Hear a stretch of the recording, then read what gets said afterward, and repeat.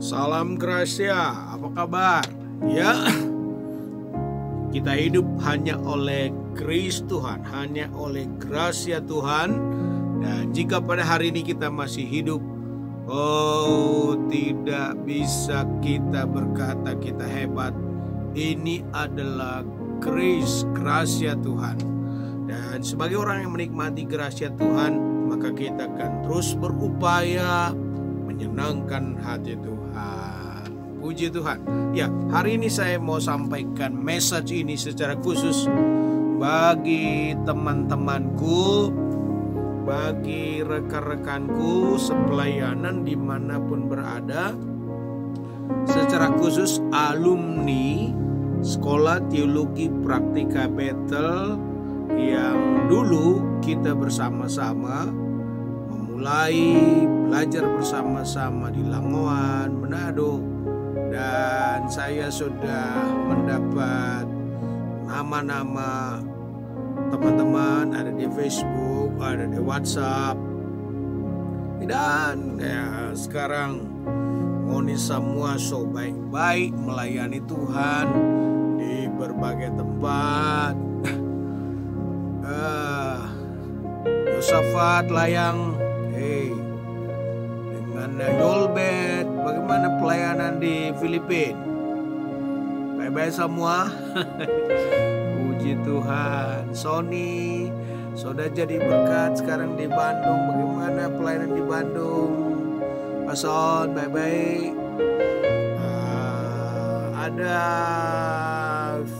Frankie di Semarang dan di berbagai tempat. Saya tidak bisa sebut nama kalian bersama-sama. Ada yang di Sangir, ada di Jakarta. Ya, memang Tuhan itu dahsyat ya.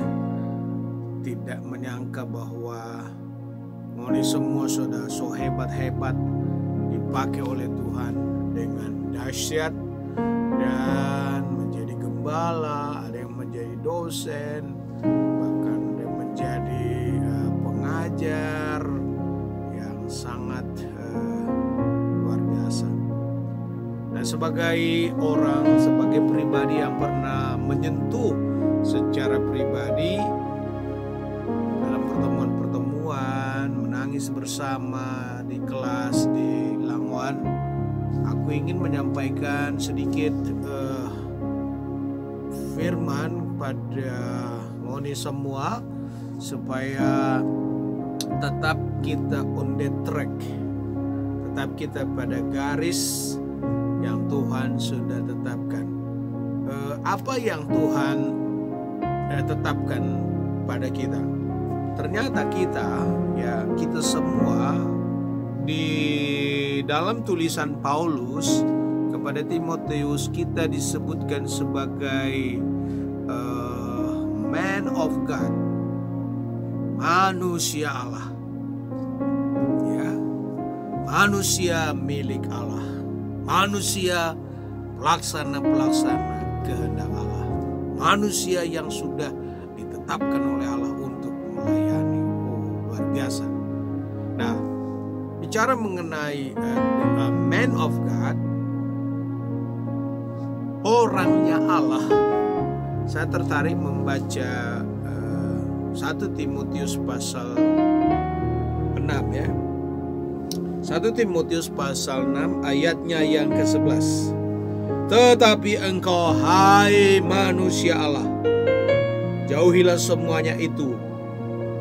Kejarlah keadilan, ibadah, kesetiaan, kasih, kesabaran, dan kelembutan.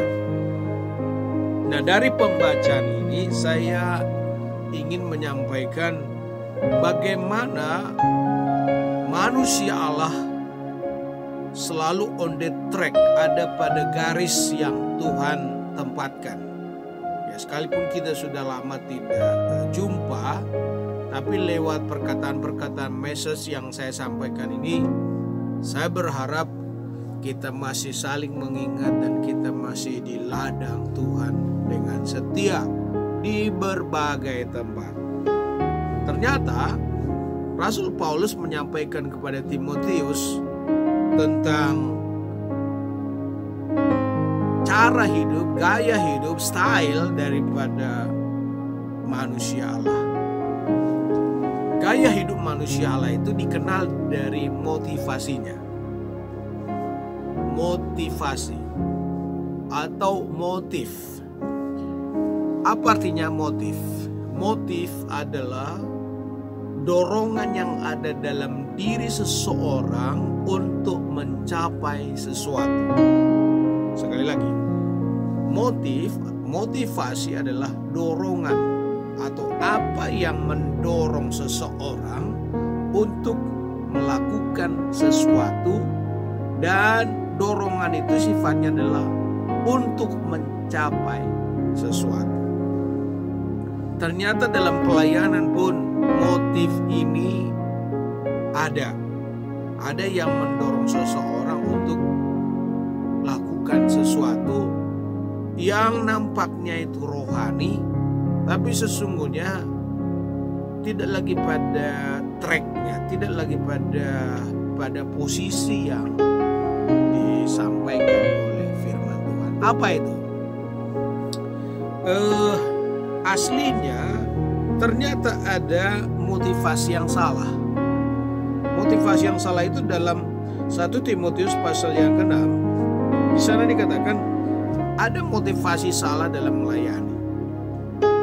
1 Timotius 6 ayat 3. Jika seorang mengajarkan ajaran lain dan tidak menurut perkataan sehat, yakni perkataan Tuhan kita Yesus Kristus, dan tidak menurut ajaran yang sesuai dengan ibadah kita. Jadi ada motivasi yang salah, ada motivasi yang tidak pada tracknya lagi, yaitu dengan cara mengajarkan ajaran lain yang tidak sehat, yang tidak baik, yang tidak benar, yakni tidak lagi sesuai dengan perkataan Tuhan Yesus dan tidak menurut ajaran sesuai dengan ibadah para rasul. Karena itu tidak berlebihan kalau saya sampaikan pada saat ini kepada teman-teman semua yang sudah melayani, khusus alumni Lewet. Apakah kita masih on the track dalam pelayanan?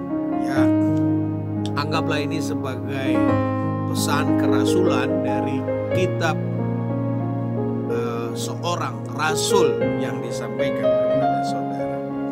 Motivasi bisa salah, dan itu tertulis dalam Alkitab tadi. Ada motivasi yang salah dengan mengajarkan ajaran yang lain. Nah, itu bagian nomor 1. Nomor 2 adalah apa itu nature, ciri-ciri yang melekat kepada motivasi yang salah itu apa?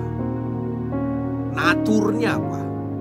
Itu ada dalam ayatnya yang ke-4 dan 5. Di sana dikatakan apa? Orang yang punya motivasi salah dalam pelayanan tidak lagi on the track. Ia adalah seorang yang berlagak tahu. Padahal tidak tahu apa-apa. Penyakitnya ialah mencari-cari soal, bersilat kata yang menyebabkan dengki, cedera, fitnah, curiga, percekcokan antara orang-orang yang tidak lagi berpikiran sehat dan yang kehilangan kebenaran, yang mengira ibadah itu adalah suatu sumber keuntungan. Suatu sumber keuntungan di sini disebutkan dalam kalimat yang lain, Jadi orang kalau melayani hanya untuk menjadikan pelayanan itu sumber keuntungan adalah motivasi yang salah menurut Alkitab. Sehingga ada percocokan, yang penting ada untung. Padahal sudah salah sama sekali dan tidak lagi sesuai dengan kehendak Tuhan. Tapi manusia Allah itu sifatnya apa? Harus menghindari hal itu. Orang yang melayani berlagak tahu padahal nggak tahu apa-apa. Penyakitnya nampak itu suka bercedera, dengki, fitnah, curiga, cekcok, dan dia hanya cari untung. Jadi kelihatannya itu lakukan sesuatu hanya untuk dapat untung, dapat itulah ya, supaya senang itu hidup ya. Nah, akibat dari motivasi yang salah apa? Akibat motivasi yang salah ayat 9 dan 10 pasal 6. Akibat dari motivasi yang salah dalam melakukan pekerjaan ibadah adalah ini 9 dan 10. Tetapi mereka yang ingin kaya terjatuh dalam pencobaan. Jatuh dalam pencobaan. Ke dalam jerat dan ke dalam berbagai-bagai nafsu yang hampa dan yang mencelakakan, yang menenggelamkan manusia ke dalam keruntuhan dan kebinasaan. Karena akar segala kejahatan ialah cinta uang, sebab oleh memburu uanglah beberapa orang telah menyimpang dari iman dan menyiksa dirinya dengan berbagai-bagai duka. Jadi ternyata motivasi yang salah itu ada. Kemudian motivasinya adalah sangat jelas gamblang disampaikan dalam ayat 10. Motivasinya adalah karena mencari uang. Uang itu memang jadi motivasi, sering memotivasi orang lakukan sesuatu. Ya, kalau kita baca dalam kitab Kisah Para Rasul pasal 5, Ananias dan Safira juga mempunyai motivasi yang salah, selalu berkaitan dengan uang. Pelayanan juga banyak sekali berkaitan dengan uang. Yang penting uang ya. Dibuat sedemikian rumah perdebatan, percekcokan, akhirnya supaya mendapat uang. Jadi motivasi yang salah dalam pelayanan. Tetapi ciri daripada manusia Allah bagaimana? Manusia ilahi. Tetapi engkau, hai manusia Allah, oh man of God, jauhilah semuanya. Jauhi motivasi yang salah itu. Jauhi cara-cara yang salah itu. Motivasi kita, motivasi saya adalah mengejar yang benar. Yang dikejar apa? Kejarlah keadilan. Kejar ibadah yang benar kepada Tuhan.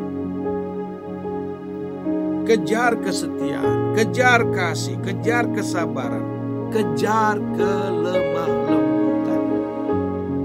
Ini yang harus dikejar oleh manusia-manusia Allah di dalam ladang Tuhan. Dan untuk itu tidak mudah, dikatakan dalam ayat yang ke-12, harus bertanding benar, harus bertanding betul. Bertandinglah dalam pertandingan iman yang benar dan rebutlah hidup kekal. Untuk itulah engkau telah dipanggil dan telah engkau ikrarkan ikrar yang benar di depan banyak saksi. Pada waktu dulu saya bersama-sama dengan anak-anak yang mau melayani Tuhan. Waktu itu saya sampai di Manado tahun 95-96. Lalu kita buka sekolah teologi praktika. Saya sendiri buka bersama Pak Loloang. Dan muridnya kala itu hanya 13 orang. Ya, entah di mana mereka sekarang. Nah, semoga dengan message ini kita bisa jumpa di udara ya. Bisa jumpa dalam message yang saya sampaikan. Ini semuanya ada penyebabnya. Kita sekarang ada dalam environment COVID-19 membuat kita mengubah paradigma pelayanan, mengubah mimbar kita dari mimbar biasa berubah menjadi mimbar handphone kecil. Dan handphone yang kecil ini menjangkau sampai seluruh pelosok dan siapapun bisa mendengarkannya. Nah, jadi fokus saya adalah jumpa dengan alumni-alumni yang Tuhan percayakan dulu saya melayani mereka di Manado, di Lamongan, dan sekarang sudah tersebar di berbagai tempat di wilayah Indonesia ini. Saya berdoa mereka masih tetap menjadi manusia-manusia Allah, ya, perempuan-perempuannya Allah dalam pelayanan. Karena dulu ketika mereka diutus dalam pelayanan, saya masih ingat betul ya, ketika mereka kita didik ke beberapa bulan, lalu diadakan pemutusan, dan ada pertanyaan yang disampaikan oleh pemutus. Dia bilang, siapakah yang akan kuutus? Lalu mereka berkata, inilah aku, utuslah aku Tuhan. Kemudian mereka mencurahkan air mata mereka, tangan diletakkan di atas kepala mereka, dan mereka melayani Tuhan. Ya, ada orang-orang hebat itu di Sangir melayani. Ya, Debbie melayani di Jakarta, ya hebat ya. Tapi sekali-sekali Debbie saya lihat di Facebook selain melayani juga menyanyi, ya hebat dia. Geriwang melayani jadi di Jakarta, wah dahsyat, hebat-hebat. Ini semua hebat-hebat. Terus ada juga yang saya lihat melayani sampai ke melayani sampai ke Yunani itu, ya melayani sampai ke Yunani, hebat ya, melayani sampai ke Yunani. Nah, yang saya mau sampaikan pesan kepada semua yang melayani dimanapun berada, ingatlah bahwa kita semua sudah dipanggil oleh Tuhan. Dikatakan, ingatlah ketika engkau dipanggil dan engkau dulu sudah pernah berikrar di depan banyak saksi, walaupun para saksi itu sudah pergi mendahului kita ke sorga. Saya ingat Papa Kasih sudah juga tenang bersama Tuhan. Kemudian terakhir ada lagi yang sudah Papa Kasih sudah senang bersama Tuhan. Mungkin yang ada Ibu Asrama di sana dulu, Ibu Lelowang sudah tenang bersama dengan Tuhan. Ya, saya lihat tinggal Pak Lelowang dan Pak Korompis entah di mana. Mereka masih setia dalam pelayanan. Jadi kita adalah man of God, ya. Kita adalah orang-orangnya Tuhan, milik Tuhan. Tetaplah anak-anakku, anak-anak didikku yang pernah berdiri di sana dan jadi gembala mereka sekarang di mana. Tetaplah pertahankan motivasi yang benar. Kejar terus keadilan, adil, ya. Kejar ibadah, kejar kesetiaan, kejar kasih, kejar kesabaran, dan kejar kelembutan. Penekanan saya kelembutan, yaitu kelembutan yang akhir daripada spesies saya adalah kelembutan. Lembut itu apa? Ketika ada yang mengingatkan, tetap kembali pada posisinya, tetap pada posisinya, tetap ada pada tracknya, jangan menyimpang ke kiri ataupun ke kanan, tetaplah setia sama Tuhan, sama seperti Tuhan setia sama kita. Saya berharap juga mohon semua setia sama Tuhan dalam pelayanan, dalam penggubalan dimanapun berada, dan nama Tuhan dimuliakan. Jaga terus motivasi yang benar di hadapan Tuhan. So, saya sampaikan ini sekedar menyapamu dari studio GBL Gracia dari Medan.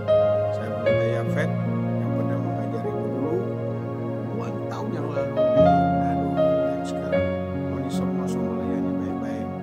Jaga jo itu panggilannya, jaga jo itu anugerah yang Tuhan so berikan mohon semuanya. Orang lu so letakkan tangan di atas semua ini berkepala, ya. Jaga itu, ya, supaya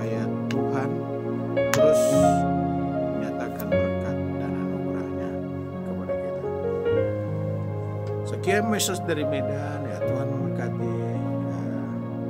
Sampai jumpa. I love you.